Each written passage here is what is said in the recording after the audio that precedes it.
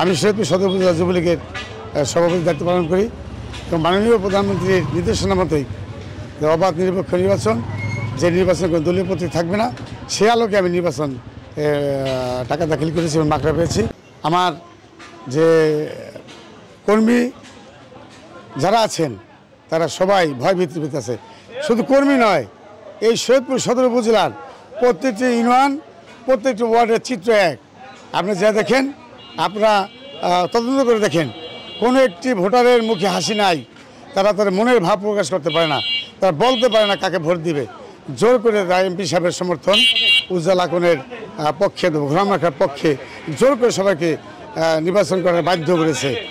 আপনারা জানেন কিছুদিন আগে এই আমার ইউনিয়নের চেয়ারম্যান আব্দুল সালাম খান, উনি কীভাবে হুমকি দিয়েছে যে আমাকে ভোট দিতে দেবে না, এমনকি আমার সাথে কেউ চলতে পারবে না, এমনকি আমি ভোট কেন্দ্রে গিয়ে ভোট দিতে পারবো না। সেটা আপনারা অবশ্যই অবগত আছেন।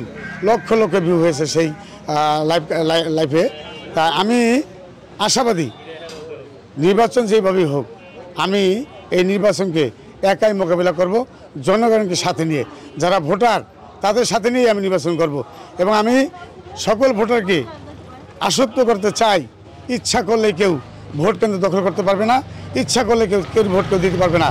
আমি আশা করব এবং সকলকে সাহস জাগানোর জন্য আমি কথা বলছি, আপনারা সবাই নিজের স্থান থেকেই আপনারা স্ব শৈলে ভোট কেন্দ্রে গিয়ে আপনারা নিজের ভোট নিজে প্রয়োগ করবেন।